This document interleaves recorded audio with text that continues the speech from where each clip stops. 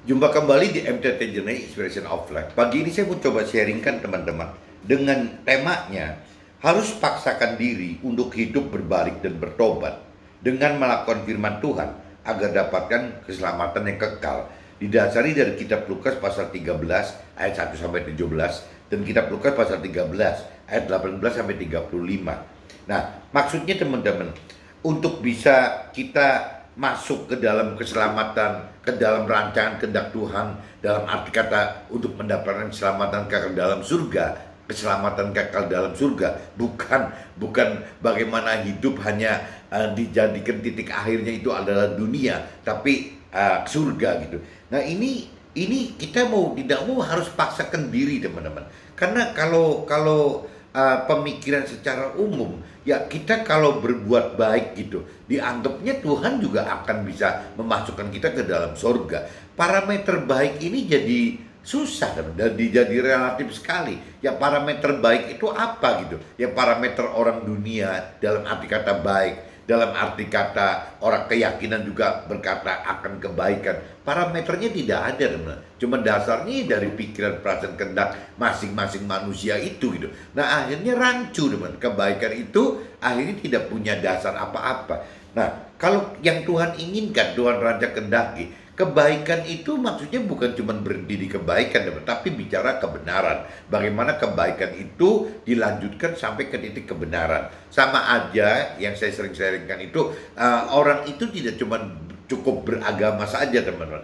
Pemerintah memerintahkan untuk kita beragama, tapi kan bicara untuk pribadi kita, beragama itu kan tidak cukup teman. Harus bisa masuk ke dalam ya bertuhan gitu. Bagaimana mengenal pribadi Tuhan lebih, bagaimana mengenal firman Tuhan lebih gitu. Harusnya seperti itu teman. Dan bukan cuma mengenal saja teman-teman, harus mampu mengerti Tuhan pribadinya dan juga firman Tuhannya gitu. Dan juga harus melakukan apa yang diperintahkan oleh Tuhan.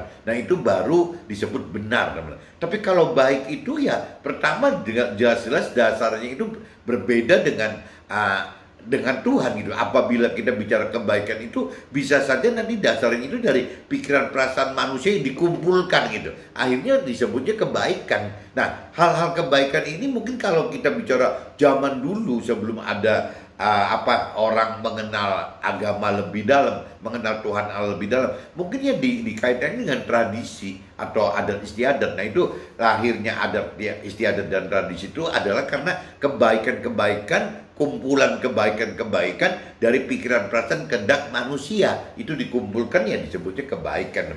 Tapi kalau kita bicara kebaikan yang lebih dalam gitu, bagaimana kita mengerti kebaikan lebih dalam, bagaimana kita melakukan kebaikan lebih dalam, dasarnya tidak ada teman-teman. Karena kalau cuma dari adat istiadat dan tradisi, masing-masing negara pun beda teman-teman, masing-masing suku pun beda gitu. Nah ini bingung lagi gitu. Nah ini parameter kebenaran itu adalah tidak bisa lari dari pikiran perasaan kehendak, bukan manusia tapi pikiran perasaan kehendak dari Tuhan, jiwanya Tuhan gitu. Nah jiwa Tuhan teman, cuma satu-satunya yang ada itu ada di dalam firman-Nya. Jadi kalau kita pengen tahu apa sih Tuhan Allah gitu, ya bagaimana sih Tuhan yang Tuhan rancang dan ingin kehendaki gitu, ya cuma satu-satunya adanya di firman Tuhan Allah aja teman, di dalam kitab di dalam kitab suci kita gitu ya. Di situ kumpulan dari perintah peraturan firman Tuhan Allah itu yang kita mesti pegang. Jadi apabila kita ingin melakukan kebenaran hidup teman, tanpa mengenal, tanpa mengerti, tanpa melakukan firman Tuhan, ya akhirnya ujungnya tidak akan mendapatkan kebenaran hidup teman, cuman kebaikan. Nah kebaikan ini dan dikatakan relatif sekali gitu ya. Kalau kebaikan itu ya mungkin kebaikan ada di sebagian dari yang ada di dalam kebenaran Tuhan gitu, mungkin kebaikan itu seperti itu, tapi juga belum tentu semua kebaikan itu ada di dalam kebenaran Tuhan, karena arti baik dan benar di dalam Tuhan itu kan beda teman. Arti baik bagi manusia dengan arti baik dari sisi Tuhan udah beda. Arti benar dari sisi Tuhan lebih beda lagi teman-teman. Jadi saya ingatkan di sini teman-teman untuk bisa menjalani, sebenarnya kalau kita bicara kalau bicara rohani itu ada bicara teori-teori rohaninya atau ada teologinya. Berarti kan ilmu soal ketuhanan gitu. Ya bagaimana kita belajar ilmu soal ketuhanan. Nah, kalau kita belajar ilmu ketuhanan, teman, yang namanya hidup itu ternyata tidak cuman hari ke hari, cuman dibuang begini saja, teman-teman. Saya merasakan banyak teman-teman saya atau mungkin keluarga saya, bahkan saya sendiri waktu belum mengerti akan firman Tuhan, teman-teman. Ya hidup itu ya dari hari ke hari ya dinikmati saja gitu, dilaluin aja, teman-teman. Tanpa bicara belajar untuk mengenal teori-teori ketuhanan gitu. Nah, teori-teori ketuhanan itu kan ya satu, ada sekolahnya, mungkin ada sekolahnya gitu, ada institutnya, ada universitasnya gitu. Tapi bicara teori itu kan baru bicara teori, teman. Basically berarti semua orang butuh teorinya. Kalau kita tidak mengenal teori akan ketuhanan, bagaimana kita bisa bicara lebih beriman, bisa lebih dalam mengenal firman Tuhan, lebih mau mengerti firman Tuhan, lebih berani melakukan firman Tuhan. Itu kan tidak ada, teman, kalau tidak didasari dengan teori gitu. Nah, teori ini biasanya didapat itu dari berbagai cara, teman. Ada yang memang sekolah atau kuliah, tapi juga ada yang memang teori itu didapat dari mentor rohani atau rohaniawan yang mengajar kita gitu. Nah, saya sebagai pengusaha ini tidak sempat sekolah atau kuliah teologi gitu. Jadi ya saya bisa mengenal akan lebih dalam mengenal akan Tuhan, lebih mengerti akan Tuhan, lebih melakukan firman Tuhan. Itu semua dasarnya dari awalnya itu karena mentor rohani saya yang mengajarkan saya, teman-teman. Rohaniawan saya yang mengajarkan saya. Makanya saya katakan bahwa yang namanya mentor rohaniawan itu perlu sekali, teman. Perlu sekali untuk semua manusia itu memerlukan mentor rohani dan rohaniawan untuk bisa minimal mengenal teori-teori rohani, teman. Mengenal ilmu ketuhanan dari dasarnya itu, teman-teman.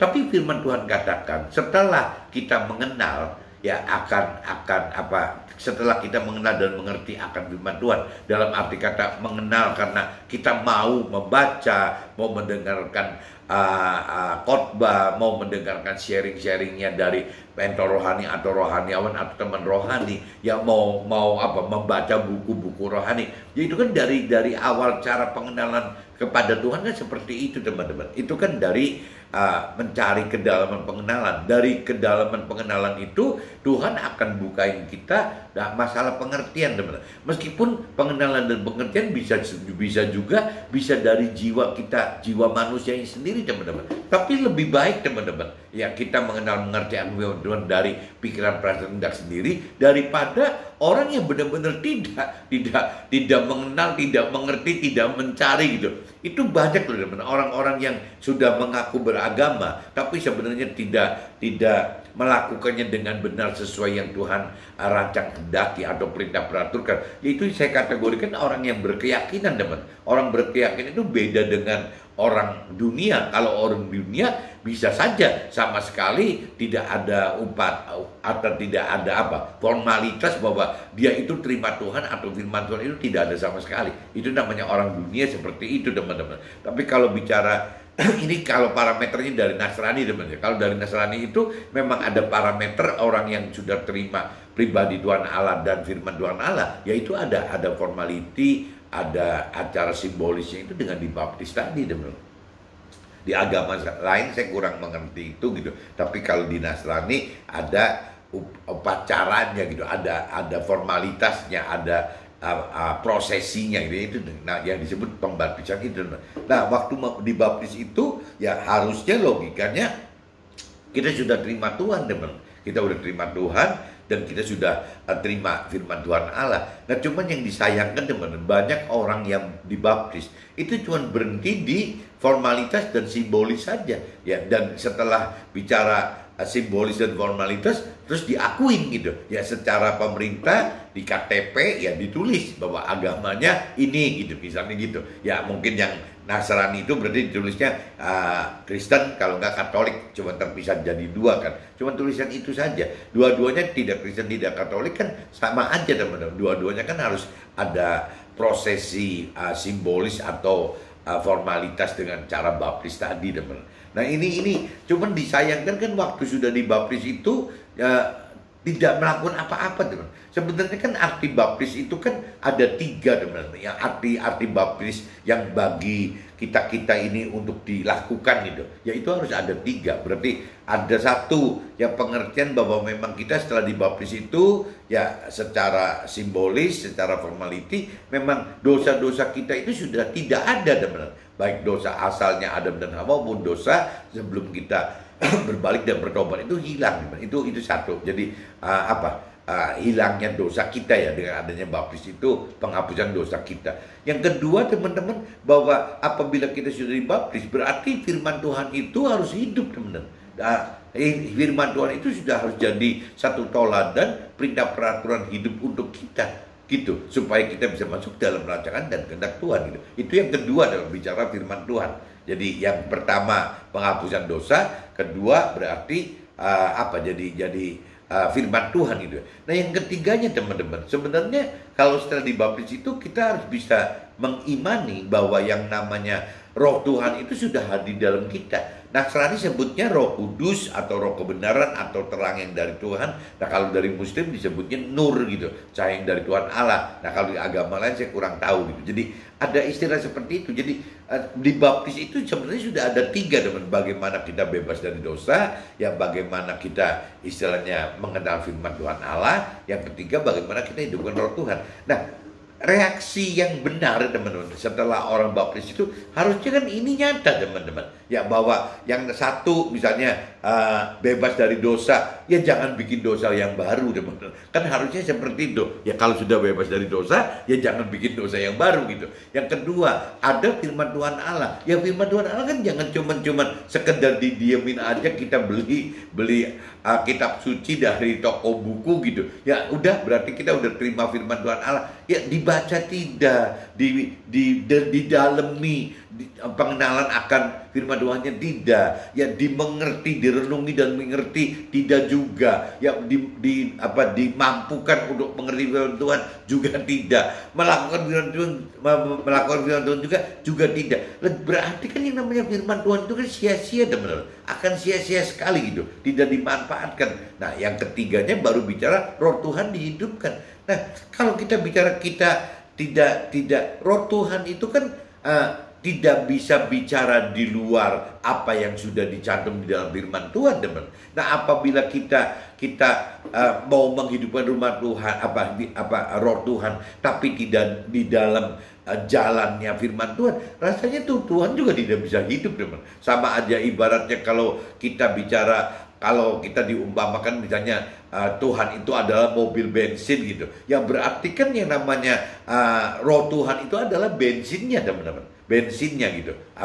Bensinnya. Jadi mobilnya kita, bensinnya adalah yang dari Roh Tuhan.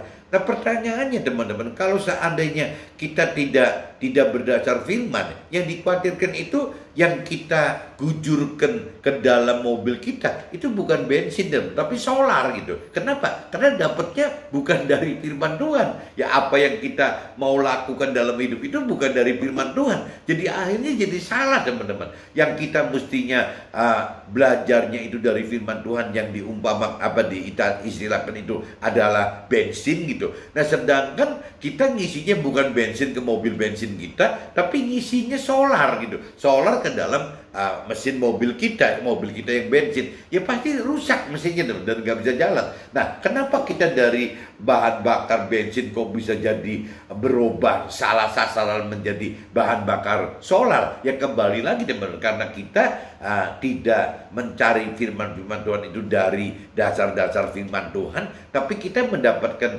inputan itu bukan dari firman Tuhan, tapi dari yang lain-lain gitu, teman, yang bukan dari firman Tuhan. Nah ini tidak bisa jalan, teman. Mobil bensin kita apabila tidak diisi bensin tidak bisa jalan. Apabila kita hidup mau benar sesuai rancangan kehendak Tuhan, ya apabila firman-Nya tidak sesuai itu, ya di dalam hidup kita juga tidak bisa jalan, teman. Sama saja. Jadi saya umpamakan seperti itu, mobil bensin harusnya ketemunya firman Tuhannya ya bensin gitu. Tapi kalau misalnya mobil bensin dikasih firman Tuhannya solar gitu, ya ini yang nggak jalan, teman-teman. Nah ini yang teman-teman mesti bisa bedakan apa ya, jadi betapa pentingnya yang namanya firman Tuhan, teman. Tapi kalau kita lihat realita sekarang gitu, ya orang yang lebih dahulu gitu, lebih dahulu dibaptis gitu, lebih dahulu secara simbolis formalitas menerima Tuhan dan firman Tuhan. Tapi kalau saya pelajarin dengan saya yang belakangan gitu setelah itu, ya karena saya bandingkan teman-teman saya kan sekolah dari taman kanak-kanak kan di sekolahan Nasrani, teman-teman. Jadi akhirnya dari saya kecil sampai biasanya umur belasan aja teman-teman di sekolah itu biasanya sudah mulai ambil langkah yang orang tuanya Nasrani, biasanya mulai mengarahkan anak-anaknya untuk dibaptis gitu secara Nasrani juga gitu. Biasanya gitu, teman. Nah sebaliknya teman-teman kita yang bukan Nasrani pun karena melihat kanan kiri banyak yang dibaptis, biasanya ikut ke bawah juga, teman-teman, dibaptis juga gitu. Karena tidak mengerti maknanya apa. Nah hanya ada sebagian kecil yang tertinggal tidak ikut dibaptis karena sekolahnya sekolah Nasrani, teman-teman. Jadi sebagian kecil ini salah satunya saya, teman-teman. Saya tidak bisa. Kenapa? Karena saya tinggal di keluarga besar yang 6 keluarga, 6 paman jadi satu rumah. Jadi powernya si oma gitu, nenek saya itu kuat sekali di rumah gadang tersebut, rumah bersama tersebut, teman. Kuat sekali powernya. Nah akhirnya untuk saya bisa berpindah iman gitu, itu nggak mudah, teman. Karena kembali ke kekuatan dari keluarga besar ini yang tetap memberikan tradisi dan adat istiadat ya dari nenek leluhurnya gitu. Jadi ini saya terjadi gitu, teman, sampai nenek saya sudah meninggal, sampai saya umur 40 mulai tergerak mencari Tuhan Allah, mulai mencari firman Tuhan Allah. Nah baru 47 saya terima Tuhan Allah dan saya mulai membaca firman Tuhan Allah, teman. Yang saya lakukan seperti itu. Tapi yang tadi saya ceritakan, saya kan masuk ke dalam itu kan telat, teman. Umur 47 saya baru terima Tuhan Allah dan mulai membaca firman Tuhan Allah. Sebelum 47 kan saya tidak ngapa-ngapain. Sedangkan teman-teman saya, teman-teman yang dari satu sekolahan contohnya gitu, atau keluarga saya yang dari satu sekolahan, biasanya umur belasan itu berarti udah SMP-an gitu, kelas SMP gitu. SMP itu mulai, teman, banyak sekali yang dibaptis secara formalitas dan simbolis tadi. Tapi kalau saya lihat ketemu sekarang sama-sama tuanya gitu, sama-sama sepuhnya, ya ternyata banyak juga keluarga dan teman-teman yang secara simbolis dan formalitas terima Tuhan sudah sekian lama. Berarti kalau kita ambil rata-rata misalnya teman-teman saya, keluarga saya umur di atas 55 aja, umur 55 tahun aja dianggap masa pensiunnya gitu, 55 tahun. Berarti kan kalau parameternya belasan sudah dibaptis, anggaplah belasan itu misalnya 15 tahun, biar bulat angkanya. Berarti kan 55 tahun ya dibaptis umur 15 tahun. Berikan perjalanannya sudah 40 tahun, 40 tahun perjalanan, karena dari 15 ke 55 kan 40 tahun. 40 tahun dalam perjalanan rohaninya ini tidak berkembang sama sekali. Kenapa? Karena arti dari baptis itu gitu ya, bahwa kita itu pertama bebas dari dosa tidak ngerti gitu. Yang namanya bahwa kita itu terima formality perintah firman Tuhan itu juga tidak mengerti. Bahwa kita harus melakukan firman Tuhan pun tidak mengerti. Bahwa yang namanya untuk bisa mampu mengerti dan mampu melakukan firman Tuhan itu harus menghidupkan roh Tuhan, itu juga tidak mengerti.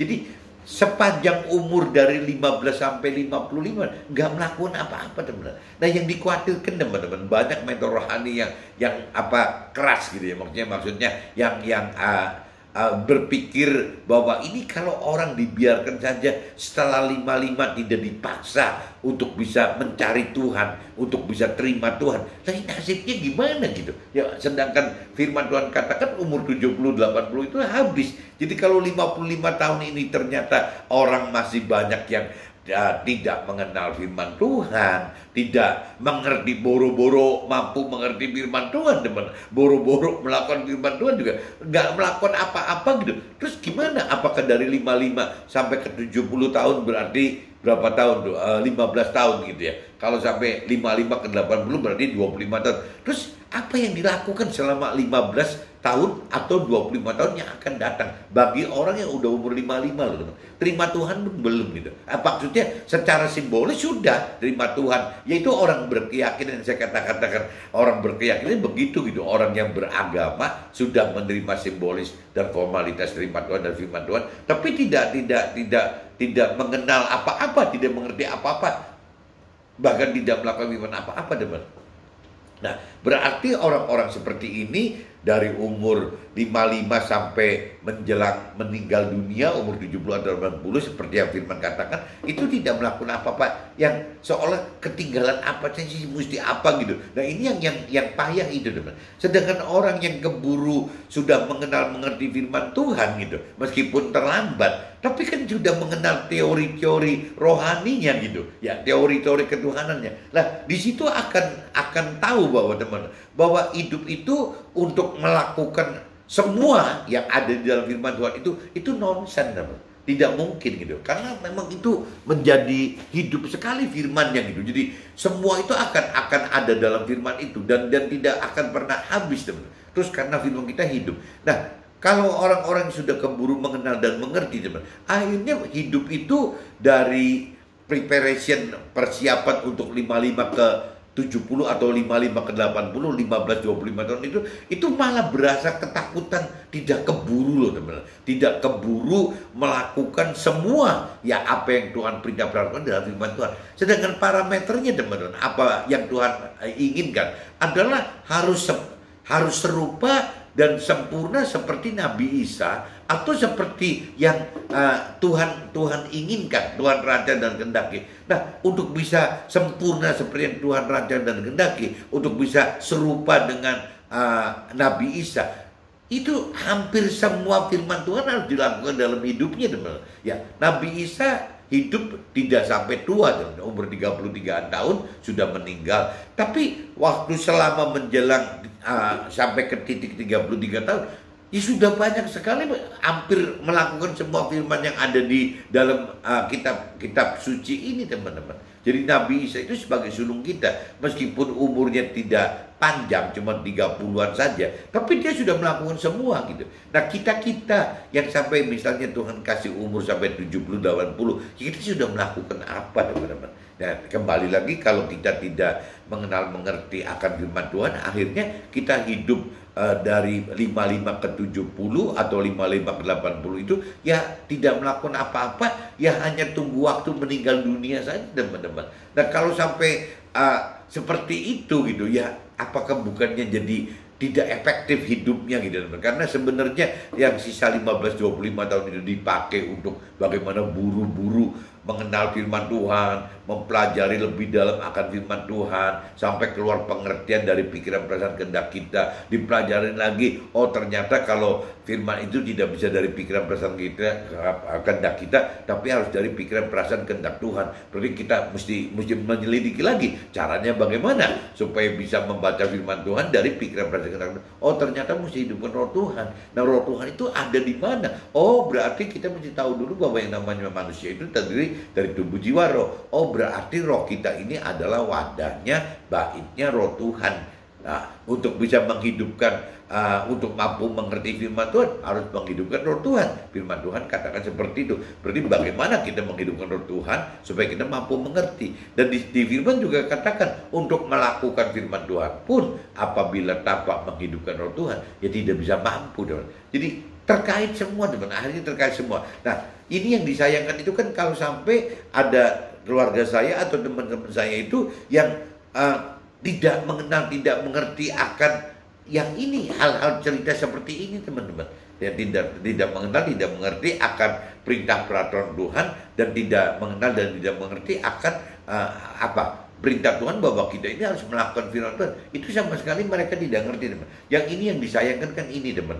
Itu adalah tugasnya kita seharusnya, teman-teman. Karena Tuhan inginkan sekali gitu, apabila kita sudah mengenal, lebih dalam mengenal, sudah mengerti, sudah mampu mengerti, sudah berusaha melakukan firman Tuhan dan mampu melakukan firman Tuhan, ya Tuhan tidak berhenti hanya kita pribadi melakukan firman Tuhan, tapi kita diminta oleh Tuhan menjadi alat Tuhan untuk memberitakan kebenaran firman Tuhan supaya sesama kita diselamatkan juga, teman-teman. Itu tugasnya kita. Jadi bukan cuma pribadi kita yang hanya pribadi individu kita yang melakukan firman Tuhan, tapi Tuhan pengen kita juga memberitakan kebenaran firman Tuhan. Nah, cuman memberitakan firman Tuhan itu kan yang selalu saya katakan ada dua macam.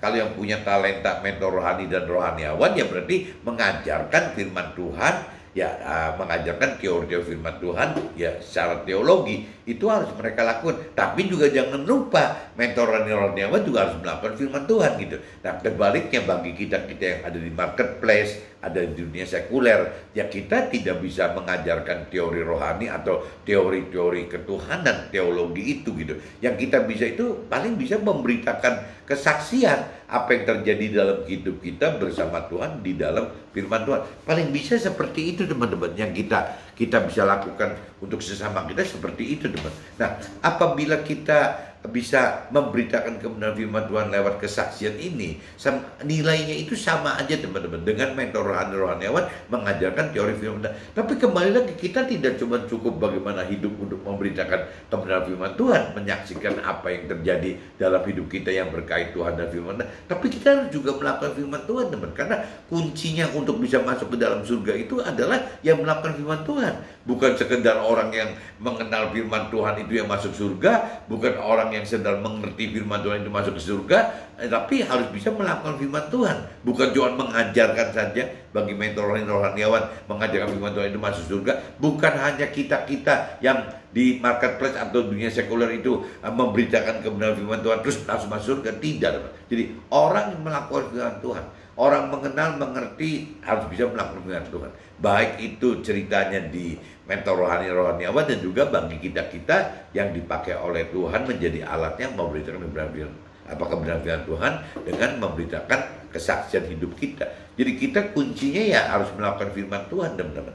Nah, ini yang kadang-kadang kalau kita tidak kadang-kadang kita lihat teman-teman kita atau keluarga kita, kenapa ya kok hidup itu cuma dari hari ke hari yang dipikirin cuma misalnya kalau pengusaha ya cuma dipikirin urusan usaha aja, teman. Nah, usaha itu kan cuma terdiri dari dua, teman. Bisa untung, bisa rugi gitu. Dan kalau bicara rugi juga stres karena ruginya. Kalau untung itu juga pengen terus berkembang lagi, teman. Jadi ya yang dikupas itu urusannya hanya dunia. Ya targetnya cuma bagaimana hidup mencapai target sukses duniawi, bagaimana mendapatkan bahagia duniawi, dan bagaimana bisa memenuhi nafsu-nafsu duniawi ya untuk keangkuhan dan kesombongan dari si orang-orang dunia ini, teman. Nah, ini yang kadang-kadang kita nggak sadar kita lakukan seperti itu, teman-teman. Nah, ini saya sebelum masuk ke draft, teman-teman, saya coba bacakan dulu aja di kitab dasar kitab Lukas pasal 13 ayat 1 sampai 17, teman-teman, dan juga kitab Lukas pasal 13 ayat 18, teman-teman. 18 sampai ke 35, teman. Nah, ini saya baca dulu dari pasal 13 ayat 1-nya, dosa dan penderitaan, judulnya itu, teman-teman. Pada waktu itu datanglah kepada Nabi Isa beberapa orang membawa kabar tentang orang-orang Galilea yang darahnya dicampurkan Pilatus dengan darah korban yang mereka persembahkan. Nabi Isa menjawab mereka, sangkamu orang-orang Galilea ini lebih besar dosanya daripada dosa semua orang Galilea yang lain karena mereka mengalami nasib itu? Tidak, kata Nabi Isa kepada kita, tidak. Tetapi jikalau kamu tidak bertobat, kamu semua akan binasa atas cara demikian. Atau pesan kamu ke-18 orang yang mati ditimpa menara dekat Siloam lebih besar kesalahannya daripada kesalahan semua orang lain yang diam di Yerusalem gitu. Jadi jangan sampai orang kalau mendapat bencana itu dianggapnya itu dosanya gede gitu dibanding kita yang tidak dapat bencana gitu. Tidak gitu, itu tidak benar. Nah, kata Nabi Isa kepada kita, padamu, tetapi jikalau kamu tidak bertobat, kamu semua akan binasa atas cara demikian. Jadi kuncinya gitu, teman. Jadi jangan menghakimi orang lain gitu. Ya ini orang berdosa atau nggak berdosa, tapi kita lebih baik koreksi diri kita. Ya kita sudah melakukan firman Tuhan nggak? Yang jelas kalau kita tidak melakukan firman Tuhan, ya berarti kita berdosa, teman-teman. Gampangnya gitu kalau secara teori rohani seperti itu gitu. Nah, perikop keduanya perumpamaan tentang pohon ara yang tidak berbuah. Lalu Nabi Isa mengatakan perumpamaan ini. Seorang mempunyai pohon ara yang tumbuh di kebun anggurnya, dan ia datang untuk mencari buah pada pohon itu, tetapi ia tidak menemukannya. Lalu ia berkata kepada pengurus kebun anggur itu, "Sudah 3 tahun aku datang mencari buah pada pohon ara ini, dan aku tidak menemukannya. Tebanglah pohon ini, untuk apa ia hidup di tanah ini dengan percuma?" Jawab orang itu, "Tuhan, biarkan dia tumbuh tahun ini lagi. Aku akan mencangkul tanah di sekelilingnya dan memberi pupuk kepadanya. Ya, mungkin tahun depan ia berbuah. Jika tidak, tebanglah dia," gitu. Nah, ini berarti teman-teman mesti bisa menyimak. Ini kan perumpamaan pohon ara yang bisa ditebang atau tidak ditebang. Ini kan satu bukti bahwa Tuhan itu jangan dianggap hanya baik saja, teman. Kalau Tuhan baik itu pohon aranya tidak berbuah, tapi tidak ditebang, gitu. Tapi kalau kita bicara lihat firman ini, ya kembali lagi, apabila kita hidup kita ini tidak berbuah rohani, ya Tuhan akan tebang, gitu. Nah, ya tadi yang khawatirkan itu, kalau tidak berbuah rohani itu, ya itu sampai meninggal dunia tidak benar-benar mengenal firman Tuhan, tidak mengerti firman Tuhan, dan tidak melakukan firman Tuhan. Itu namanya berbuah secara rohani, itu seperti itu, tidak berbuah secara rohani, gitu, karena tidak mengenal, tidak mengerti, dan tidak melakukan firman Tuhan. Orang yang mengenal, mengerti, melakukan firman Tuhan, itu namanya berbuah secara rohani, teman-teman. Ini di perikop ketiganya menyembuhkan orang sakit pada hari Sabat. Pada suatu kali Nabi Isa sedang mengajar dalam salah satu rumah ibadat pada hari Sabat. Di situ ada seorang perempuan yang telah 18 tahun dirasuk roh sehingga ia sakit sampai punggungnya dan dia dapat berdiri lagi dengan tegak. Nah, teman-teman, kalau simak ayat 11, teman-teman, ya kembali lagi, apabila dari sisi rohani, yang namanya sakit itu karena gangguan roh, teman-teman. Kalau secara orang duniawi kan tidak mikir begitu, teman. Kalau secara rohani begitu. Kalau orang rohani paling tubuhnya sakit, gitu, paling gitu. Atau mungkin gara-gara apa yang jiwanya sakit sehingga dampaknya ke orangnya jadi bungkuk, gitu. Ya, tapi banyaknya orang pasti mikir bungkuk ya karena memang sakit tubuhnya, gitu. Tapi kalau dari sisi rohani ternyata bukan, teman. Ya, sakit itu karena dari sisi rohnya, gitu. Ada roh jahat yang masuk ke dalam roh orang tersebut. Ketika Nabi Isa melihat perempuan itu, ia memanggil dia dan berkata kepadanya, "Hai ibu, penyakitmu telah sembuh." Hanya penyembuhan secara rohani itu sesimpel itu, teman-teman. Beda dengan penyembuhan secara tubuh atau jiwa, gitu. Jadi rohani itu ya bisa sekejap langsung sembuh, teman-teman.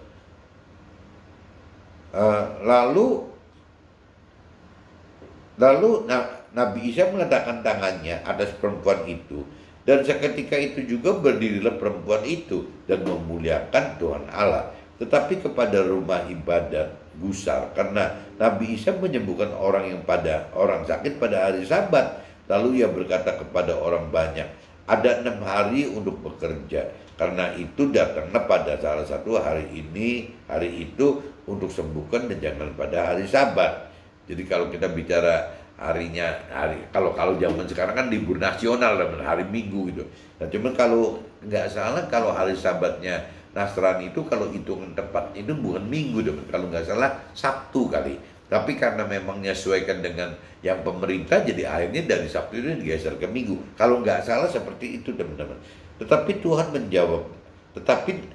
menjawab dia, katanya, "Hei orang yang munafik, bukankah setiap orang di antaramu melepaskan lembunya dan keledainya pada hari Sabat dari kandangnya dan membawanya ke tempat minuman?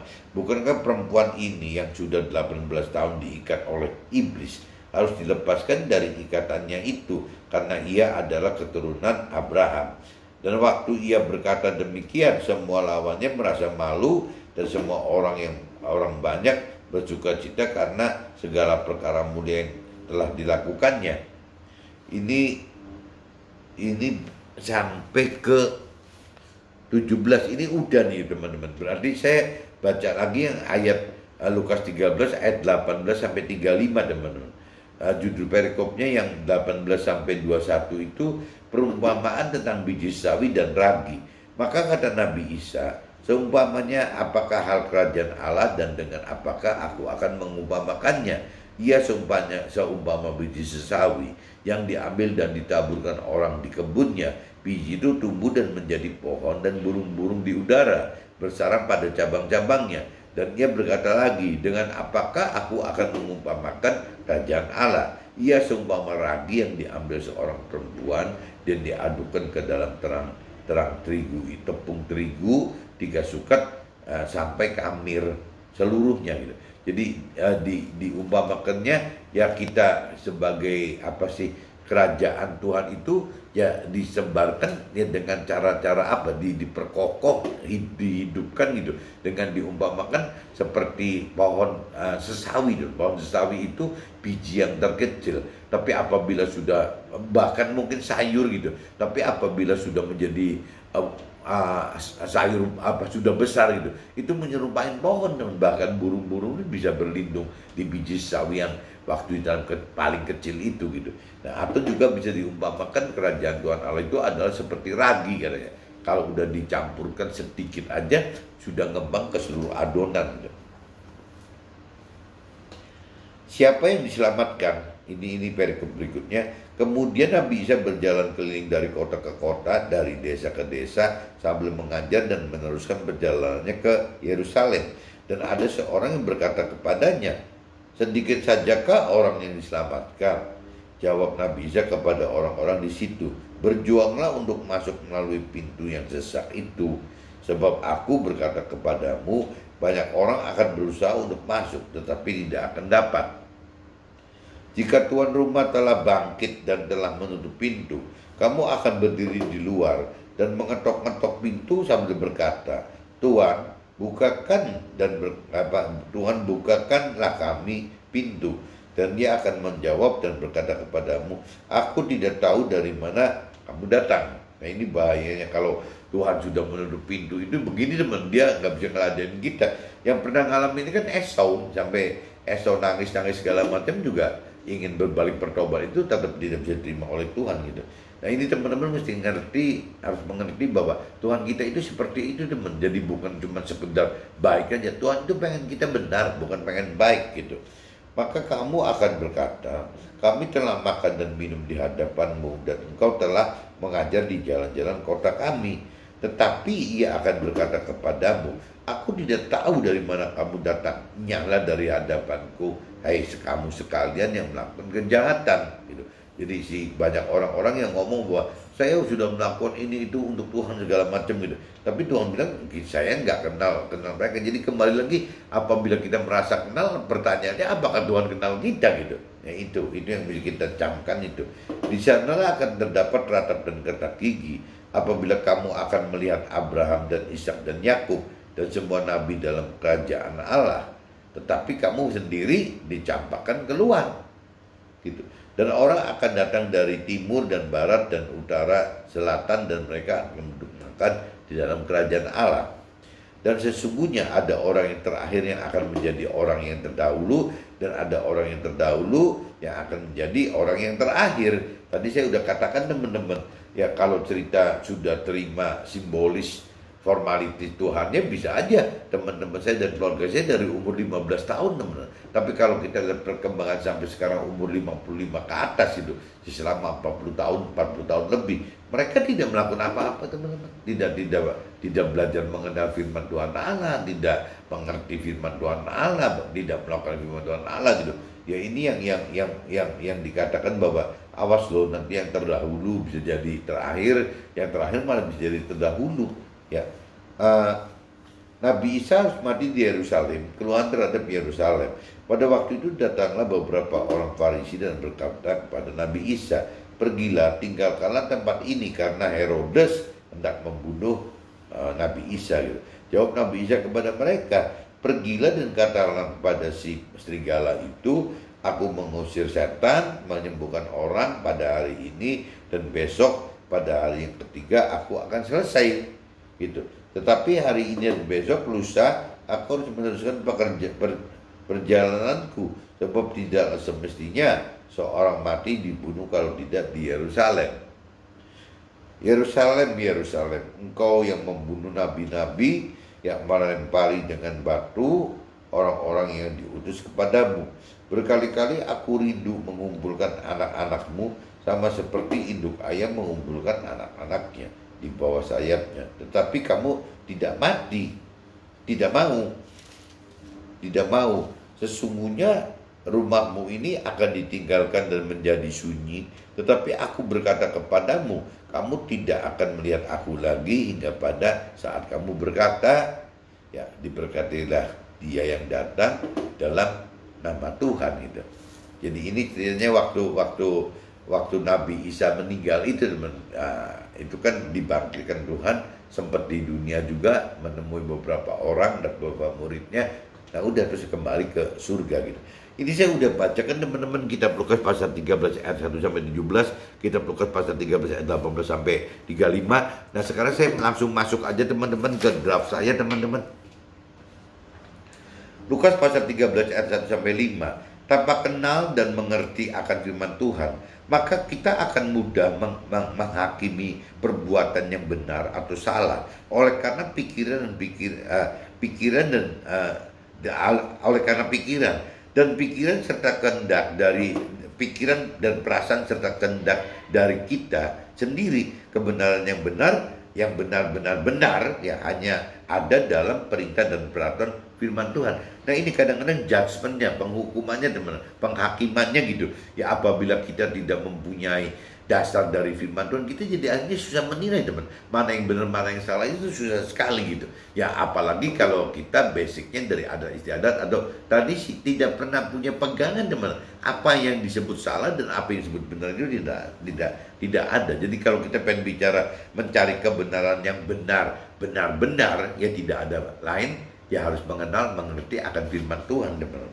Lukas pasal 13 ayat 6 sampai 9. Tuhan, biarkanlah dia tumbuh tahun ini lagi. Aku akan mencangkul tanah sekelilingnya dan memberi pupuk kepadanya.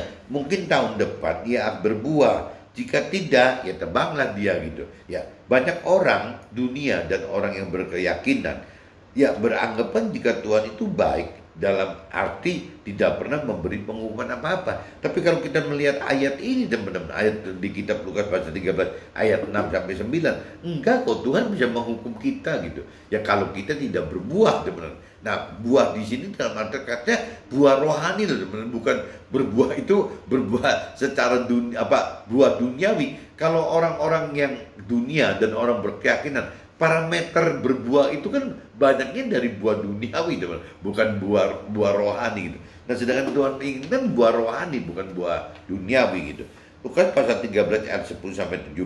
Tidak cukup kita hanya kenal dan mengerti firman Tuhan dari jiwa kita saja, tetapi kita harus mampu mengerti firman Tuhan dari pikiran dan perasaan serta kehendak Tuhan sendiri, di mana kita harus hidupkan roh Tuhan yang ada dalam roh kita agar firman-Nya menjadi rema, bukan hanya menjadi logos gitu. Nah ini teman-teman yang di luar Nasrani asal tahu aja bahwa firman-Nya sama tuh, firman Tuhan-nya sama, baik itu di kitab yang sama atau pasal yang sama atau yang ayat yang sama. Tapi kalau firman itu dimengerti dengan pikiran perasaan kehendaknya kita sebagai manusia teman, itu akan menjadi logos teman-teman. Firman itu akan menjadi logos gitu. Jadi berulang-ulang kali kita membaca firman Tuhan yang sama itu ya akan berarti sama teman-teman. Tapi begitu kita membaca firman Tuhan itu dari sisi pikiran perasaan kehendak Tuhan, berarti ya roh Tuhan dihidupkan, berarti firman itu bukan menjadi logos tapi menjadi rema. Nah waktu firman itu menjadi rema, itu arti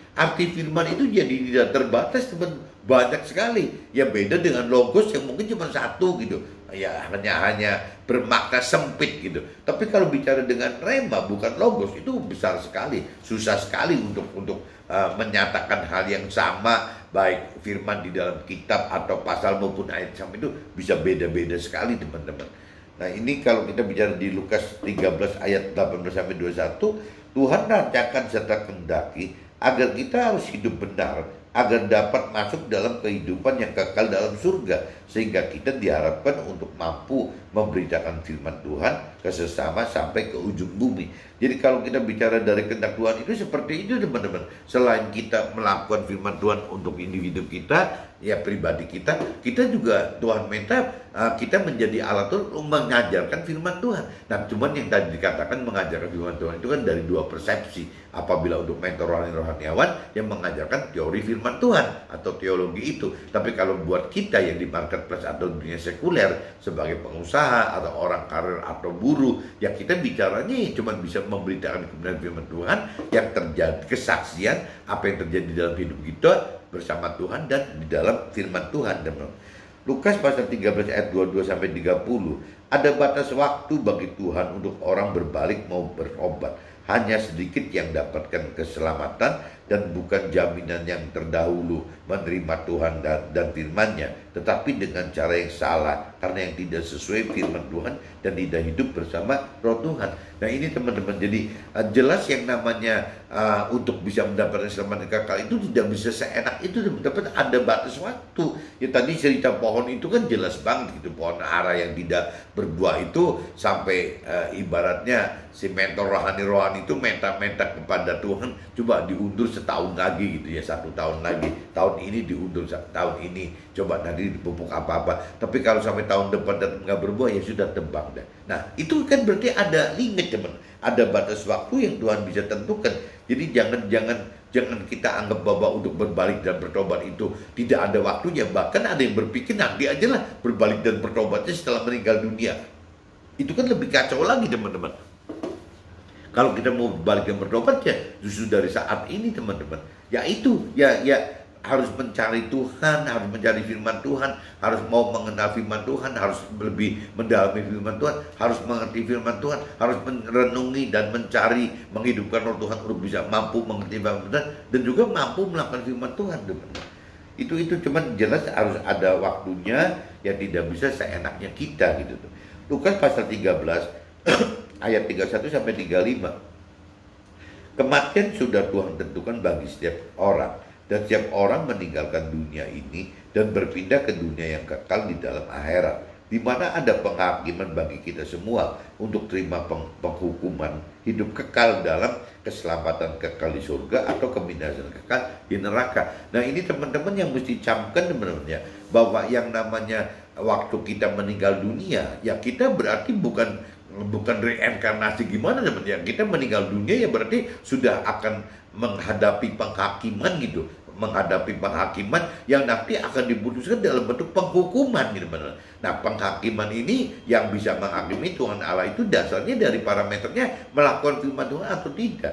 Ya apabila tidak melakukan firman Tuhan ya berarti ya dianggapnya berdosa, ya berarti akan masuk ke dalam kebinasaan yang kekal. Tapi kalau orang melakukan firman Tuhan ya berarti disebutnya ya akan masuk ke dalam surga gitu ya, di dalam kehidupan yang kekal. Cuma beda gitu aja teman-teman. Nanti setelah penghakiman itu penghukuman seperti itu. Nah makanya sebelum kita meninggal dunia, ya sebelum ada penghakiman itu datang, sebelum penghukuman itu datang, ini bagaimana loh kita supaya bisa berubah dari mumpung kita masih hidup itu gitu ya, untuk bisa jangan berdosa ya, supaya tidak masuk ke dalam kebinasaan yang kekal teman. Kita harus bisa masuk ke dalam surga ya, mendapatkan kehidupan yang kekal. Dan caranya bagaimana? Ya caranya nggak bisa lain teman. Harus bisa yang mencari Tuhan dan firman Tuhan, harus mengenal firman Tuhan dan harus mengerti firman Tuhan,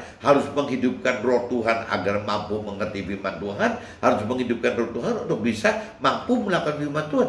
Tidak ada cara lain teman-teman. Cuma cara ini saja yang bisa menyebabkan kita itu ya masuk ke dalam surga, mendapatkan hidup yang kekal gitu di dalam surga gitu, kehidupan yang kekal, mendapatkan keselamatan yang kekal di dalam surga, mendapatkan damai sejahtera di dalam surga, dan mendapatkan masuk ke dalam surga tadi teman-teman. Nah cuman ya kembali lagi berulang-ulang kali saya selalu katakan, untuk masuk ke dalam surga itu Tuhan menghendaki kita tidak cuma berhenti hanya melakukan firman Tuhan, karena kalau melakukan firman Tuhan saja, yang berhenti cuma di menjadi warga surga atau rakyat jelata dari surga.